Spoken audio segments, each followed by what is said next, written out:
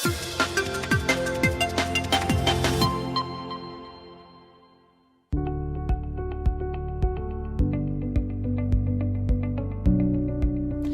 迎收看报告选民，大家好。今天的这个访谈呢，其实我有点挣扎，我不知道应该是用中文、英文还是广东话来跟我们这位来宾聊天。我们有请的是呢人民行动党白沙樟宜集选区的候选人，同时也是总理公署部长兼财政部及国家发展部第2部长英兰妮部长，有请。当然，同时间我们也有政治新闻主任何惜薇，有请惜薇。我聽講咧。我要啦，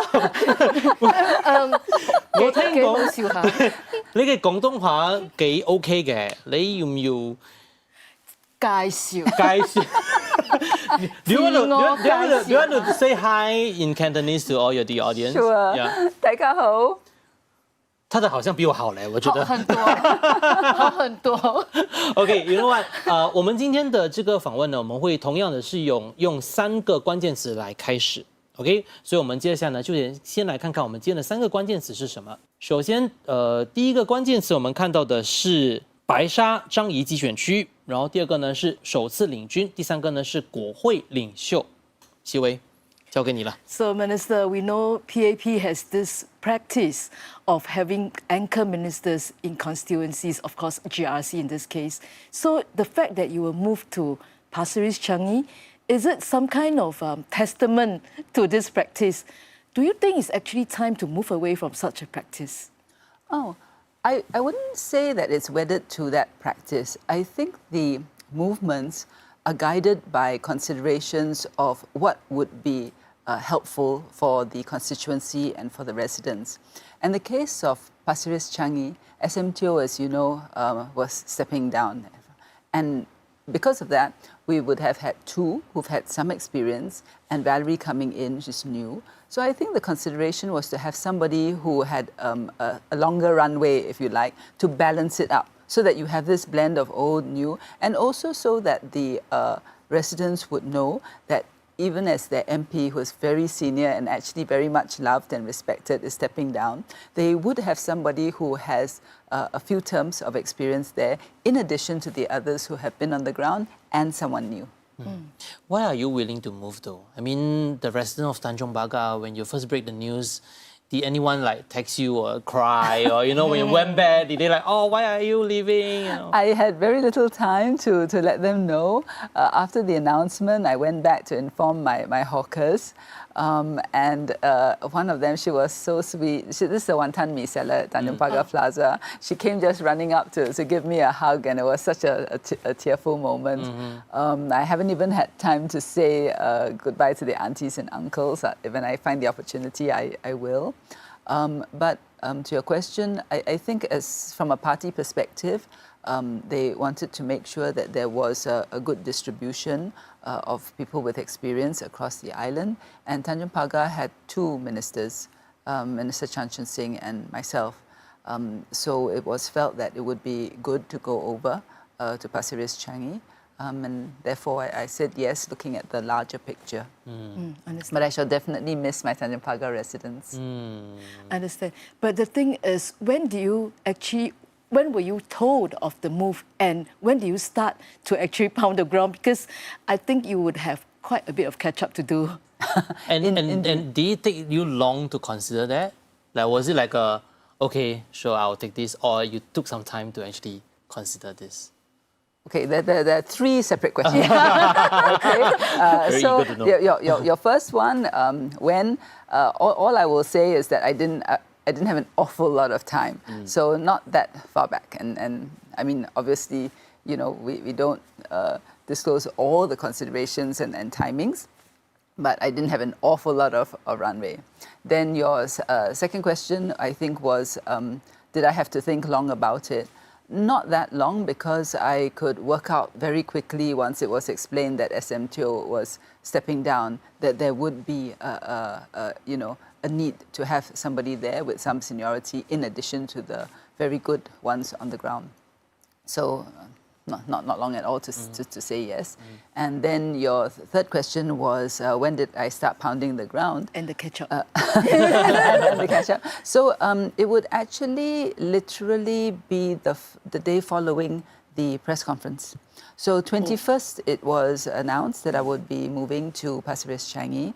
Then in the afternoon, basically I had to meet the Pasir Ris Changi folks. Then I had to go back, say goodbye to my residents. Then go back to Pasir Ris Changi to see the branch. Then go back to my branch and say bye-bye. So the 21st was really for the bye-byes. And then starting on the 22nd, immediately then started working on the ground. Right. So what kind of reception actually have you received? Are they still warm, or people are still not quite familiar with you, and you have to tell them a lot more about yourself to understand their problems and the worries that they have? Well, actually, two things. One which I found quite surprising was that actually many of the residents knew who I was. I suppose it was because watching Parliament or maybe in the media and the news. So they did recognize the name. And interestingly, some of them were relatives of my residents in Tanjung Pagar, previous residents in Tanjung Pagar. So there was familiarity there. The second thing was that actually the Pasir Ris residents, Pasir Ris Changi residents, have been very gracious and very kind. They have been very welcoming, and many of them have said, their first words were, "Welcome to Pasir Ris," or "Welcome to Changi." So that was very, very nice of them, and I deeply, deeply appreciate that. How different are these two GRC if you compare Tanjung Pagar and Pasir Ris Changi, and how confident are you in leading this new GRC?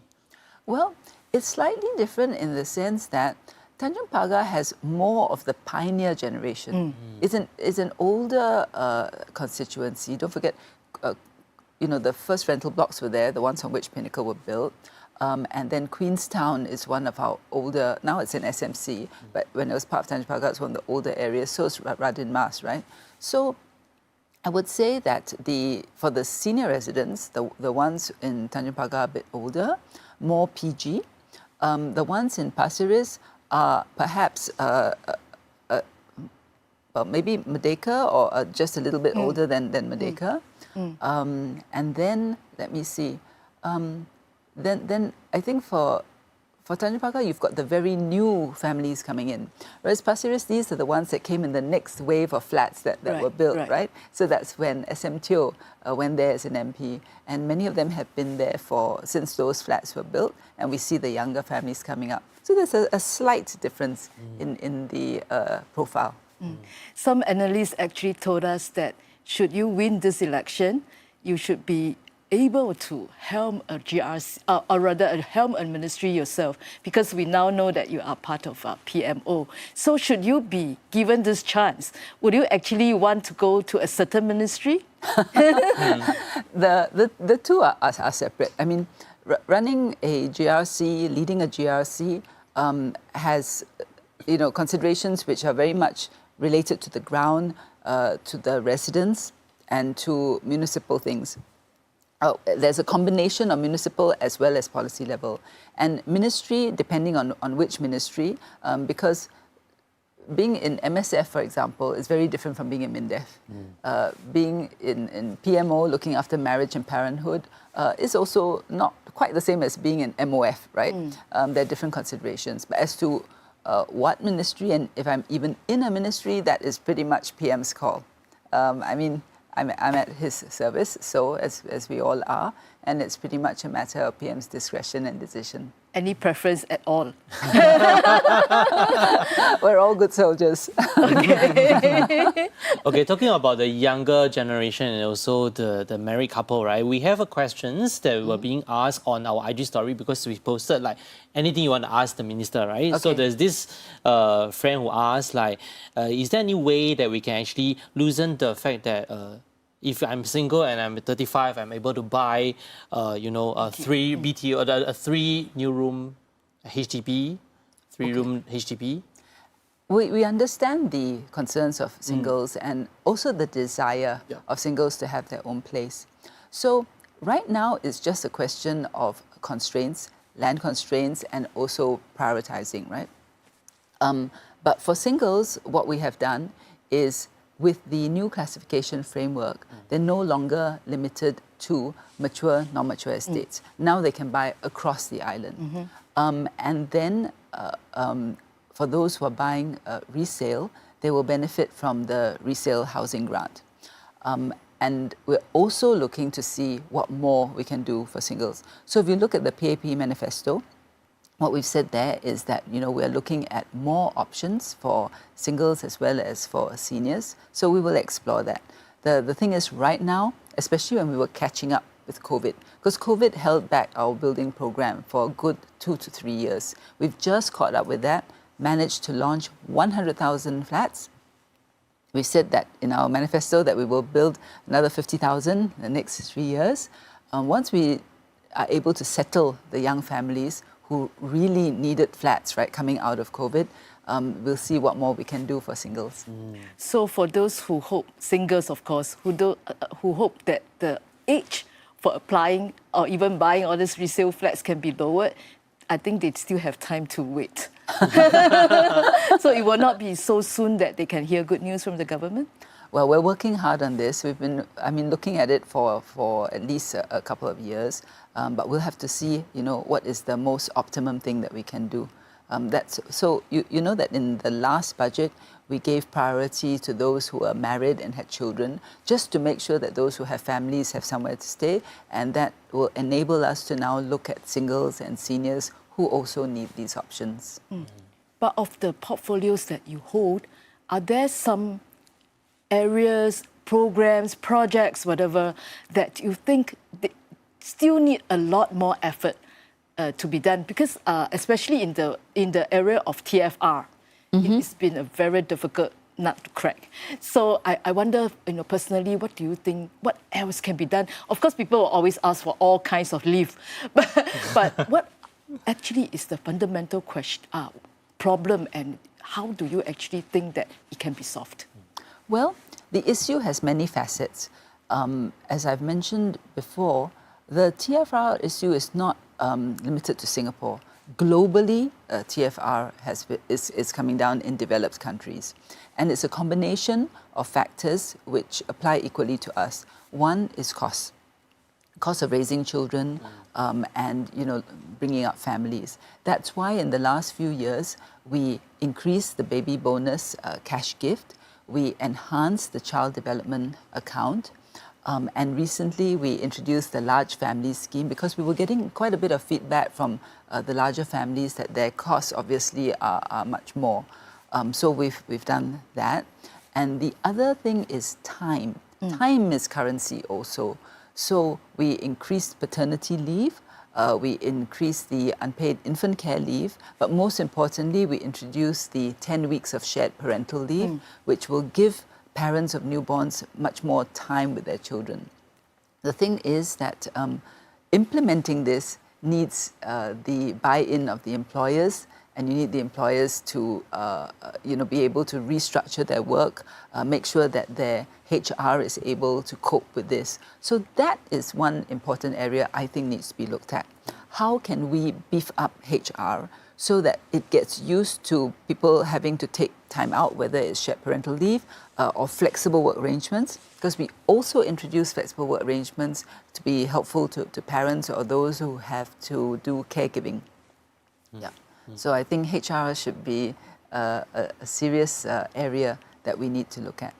Since you are talking about issues, right? When you walk the ground at Pasir Ris Changi, were there any residents who come up to you to talk about their issues?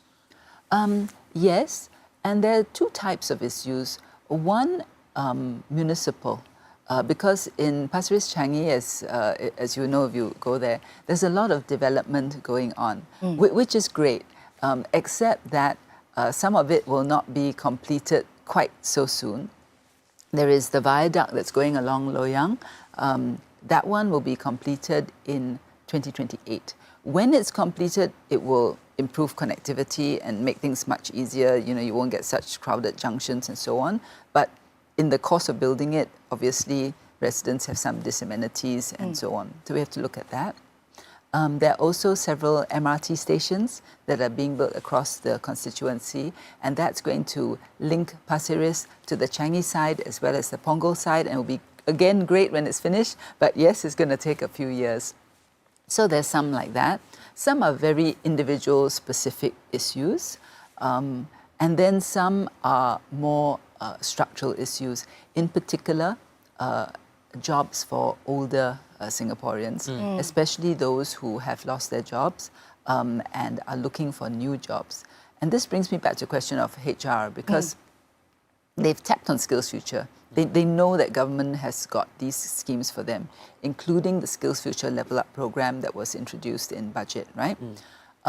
They know that there is the conversion programs, but they also give feedback that despite doing this, sometimes the employers will say, oh, you know, you're not experienced in this field, or they look at the CV and for some reason don't take them on, even if they have undergone the upgrading. So this is again something which comes back to, I think, good HR, good company practices, and having employers willing to take on older workers and to do that retraining and skills upgrading. I have a quick question. When you walk the ground, right, if let's say you come across a question that you really don't know how to solve, let's say I'm the resident, right, I talk to you and then I say, I really have this problem, you know, I have issue with my wife, blah, blah, blah. How do you answer these kind of questions that you probably can't give an answer? It depends. I mean, issues with wife, it depends on what he said to the wife, right? Because that most women might be able to give some helpful hints depending on what he said, right? But some things, if really you don't know the answer, then you can say, I don't know, but I will find out for you. But a lot also depends on whether we are re-elected as the MPs and given the mandate to do this for them. So, yeah, I mean, if I know the answer, of course, I'll give it. If don't know, some things can be Googled on the spot. So you can check. Government websites are very helpful and friendly, but some things, if I'm really not sure, then we'll have to get back to them. I mean, some of the residents might think that all the MPs are like genie, you know, they can always solve any problems, right? I mean, depends. Some problems can be solved. Some may not be able to be solved in the specific way that they ask, but it can be solved sometimes in other ways by giving a different solution. So one tries as much as possible to find a solution, not necessarily the exact one suggested, but as long as the objective is achieved, I think that's what's important. Minister, you mentioned HR being a very important area. Do you think more incentives for the employers actually will help? I think it helps up to a point. For example, we have got the enabling credit. We've got the seniors employment credit. We've got the uplifting credit, right? So that encourages employers to do certain things. We also have the tripartite guidelines, which tell employers how flexible work arrangements should be implemented. But what you really need are people in the company, good HR people, who know how to plan and organize when people have to go out for short periods. How do you cover? Do you cover with another colleague in the company? Do you pull somebody from outside? What sort of arrangement? And can you do this at short notice? This type of thing needs to be planned. Can one person with this skill sets cover for another person with those skill sets? You know, that kind of thing, you really need a very good HR person. So HR as a profession and skills, I think, is something that needs to be looked But into. of course, SMEs would tell you it's very, very difficult for them to do that. Yes, so one has to understand from the SME viewpoint what type of skills are needed, because if you could have something where there's a pool of people with the right skill sets that the SMEs can draw on, that's one way. Also, another way is if there's shared services, and much depends on the sector. So again, that's why you need good HR, because HR doesn't always necessarily have to be one person in one company. You could be a HR consultant that provides advice and services to several companies. There are many ways to do it, but good HR is the key. okay, And also to be willing to give them the chance. Yep. Because sometimes you have an older worker who comes and he or she has got portable skills and experience, but maybe not the exact specific skill or experience in this area that the company is doing. I think if the company is willing to give a chance, people can surprise them. And for that, you need the HR person to spot the potential. But when it comes to this, right, they'll tell you that, oh, again, it's about cost and also how much it's worth it. Recently, I interviewed a lady who is at her 40, so she went through, she got a new degree because she believed that with a degree, maybe she can achieve higher rank and stuff. But then she realized that age is really a limit, that there's actually some limitation when it comes to job searching. How do you solve that? So again, it depends on whether the company is one that looks at a person's potential and experience, not just the age. And older workers have different things that they can bring, right? They have life experience, they have work experience, they have practical experience, and of course they would have whatever is the base or the underlying skill set. And I think regard should be had to that. But you need the person who's recruiting to recognize that, to see the potential, and then to make the relevant adjustments to accommodate that potential, recognizing that that person may have a bit of a learning curve for some things. Minister, as early as December 2020, when you guys sworn in for the 14th Parliament, I spoke with you. Okay. If you recall. And at that point, you were Trying to remember. a few months into the new Parliament then. Right. So at that point, we could already sense that it's going to be a very exciting journey for this term. So looking back now, how will you actually describe the 14th Parliament? The 14th Parliament actually had a lot of firsts in the sense of, quite a number of motions were filed. Many, yes, too many rather. A lot of the PQs. I think in a few of my summing up speeches, the speeches where I acknowledged the chair for the budget, right? If you look back at those, you will see that I listed out each year what were some of the new things. But certainly, the quantity of questions, the number of motions, the length of the debates, they've gone on for quite a bit of time. So this was a very active Parliament. When I watch the Parliament and all, right, I always see Minister appear as quite stern. So some might argue that, Minister really look quite stern. Is it because you need to maintain the so-called, decorum? Yeah. Or is it because you are, born lawyer and you practice like that, that's why? It's a bit of a combination because Parliament proceedings are formal proceedings. So there is a certain decorum that has to be observed, that's one. The other thing is that there are parliamentary rules because parliamentarians are given privileges and immunities, which are, so when you're given privileges and you're given certain immunities, the flip side to that is there are also certain responsibilities because you must discharge your duties properly to make sure that it befits those privileges and immunities that you're given. And sometimes if, it looks like it's not in sync, then part of the leader's job is to point that out. And yeah, the lawyer part can't be helped. It's actually, there's some similarities because when you go to court, there's this big, huge book, right? It's called Rules of Court.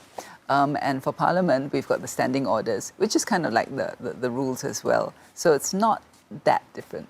Okay. I know that you like to exercise, like to walk a lot. Are there any other fun sides of you that we are not aware? Since we are talking about this, right? We're trying to get rid of the stern image of yours. Any fun sides that we need to know? For example, you love singing? I don't know. Okay, I wouldn't say I love singing, but sometimes I get dragged into doing it. So yeah, sometimes Cantonese songs? Sometimes I'm sensing danger here. Maybe 2 lines. Maybe 2-3 lines. No. Any favorite songs? Favorite song. No, it's not a matter of favorite songs. It's a question of what songs can you actually sing and remember. Right. Yeah. So what do you sing in the community? There's the all-time community favorite, which is 月亮代表我的心. There's that one. There's 甜蜜蜜. Not 萬水天山總是情. I can sing that one, but I need to see the words. I have sung it before. I sang it for charity, no, not for charity. I've signed up before in the community. As you mentioned, we can always Google on the spot. Yeah. So I'm gonna Google on the spot. Oh no, oh no. I can help a bit, but my intonation may not be perfect. 莫說情常多變幻 Yeah, that one is kind of like a springtime song, right? You sing it. They sing it around the Chinese New Year period. Right, right. So yeah, that one I don't have the words memorized. That one I have to actually see the thing. But it's a very nice melody. Right. Yeah. So Minister, this time round, certainly more females will be elected as parliamentarians. What do you see of this development? I think it's a good thing. It's good to have that kind of balance and different perspectives. And I mean, the females who are standing for election, because we don't know, who will be elected, who's not until polling day. You can see that they come from diverse backgrounds, and they have different experiences, different careers, different skill sets. So I would say that it's a good thing because, they will be able to add to the different voices in Parliament. But personally, being a female parliamentarian all these years, has there been areas whereby you actually think that your gender help in perhaps dealing with certain residents? Okay, two different things. One is in Parliament itself. And I remember that when I first joined in 2001, there was very little attention paid to childcare. Right. In fact, there was Right. barely any childcare. Right. We had kindergartens. We had the PCF kindergartens. But childcare as an industry and as a service was not really considered as a priority. The focus was really on primary school at that time. And I remember it was the PAP women MPs who spoke up about this. We were the only women MPs in Parliament at that time. So we spoke up about it, and it started to gain traction. And over time, you will see that childcare, because we knew from experience what women were experiencing, and if you wanted to go, if they wanted to work, or if we as a matter of policy want them to work, you have to make sure that their children are taken care of. And increasingly, back then in the 2000s, there were fewer people at home to look after children. I think in the 60s, 70s, 80s, it was still quite common to have be staying with your parents, and your parents or your siblings will help to look after, right? But by the time we got to the 2000s, most people were couples in their own homes with no assistance unless you have a domestic helper. So yeah, I mean, that's one example of how having women in Parliament can make a difference. What about on the ground? On the ground too, because, well, some things are generic. So, I mean, when people come to see us, whether housing issues, cost of living issues, those are generic. But sometimes I will have women who come to see me because they have been victims of domestic violence, or they have specific issues, marital issues at home, and they just don't feel comfortable talking to a male MP, not because there's anything wrong with a male MP, but because they just want to confide in another woman. So yeah, sometimes it does make a difference. I'm just curious, if you were to pick 3 keywords to describe yourself, so that the Pasir Ris Changi people, they will be like, oh, okay, so this is my, how would you describe yourself in 3 keywords? Open, meaning open to feedback, open to listening. Stern. No, not that one. Problem solving. Right. Because I really do like to try to find a solution to the problem. And third, I suppose, caring, which is something that I did very much for the Tanjung Pagar residents too, especially the seniors. So yeah. So we have been talking about Tanjung Pagar seniors and the fact that you need to outreach to them. But in Pasir Ris Changi, the number of seniors, is it relatively smaller, the proportion is relatively smaller than Tanjung Pagar? The proportion of those who are very much older is smaller. That's why I say that Tanjung Pagar probably has more PG. of those in the pioneer generation. and Pasir Ris Changi would have more in the Merdeka generation. So, any dialect groups that are more prominent in this Pasir Ris Changi then? In Pasir Ris Changi, so far from my engagements, it has been an equal distribution of Hokkien and Cantonese in terms of the dialect, but Mandarin is pretty much prevalent, which you would expect from those that are slightly younger. So you need to... And actually English. Many of the, even the older Chinese in Pasir Ris, Changi, do speak English. So and it's reflective of that age difference. Right. So when you interact with them then, do you speak more... Mandarin may be a bit off, but... Actually, so far, it's mainly English. English, Yes, with a handful, but this is, you must remember, it's on the campaign trail. So I'm meeting people who are actually at the MRT stations, at the coffee shops and so on. And so I'm not sure in the houses itself. I've done some house visits already, but the ones who are at home were actually the younger ones working from home. Right. Oh, okay. Yes. Can you tell that we are trying to cue you to speak some Cantonese? I'm sort of getting this sense, Okay. yes. Hints? Yeah, well, it's like this big sign there, right? Yes, coming. So, Minister, I shall try. My Cantonese is not too bad, I hope. Okay. So, 我哋知道你大概有20幾年喺呢個丹戎巴葛，咁呢次你要離開呢個你其實服務咗好耐嘅一個選區，你覺得你有啲咩想同你啲居民講嘅咧？同埋個居民 ，especially 嗰啲 auntie 同埋 uncle， 而家我去咗 Pasir Ris， 真係估唔睇到你好心痛噶。不過我梗係唔會唔記得你哋。如果我有機會咧，我會翻嚟睇你哋。不過而家你最緊要你照顧你嘅身體。Wow, that's good job. So much better than mine. I know, right? A lot better than yours. I can't. Do you understand at least? I understand. At least I understand. Okay, great. Yeah. Thanks, Minister, for Okay, taking no time worries. off. We know we are really busy on the campaign trail. Not at all. Thank you so much. 好， Thank 再次 you. 感谢我们的部长，我们下一期见，谢谢部长。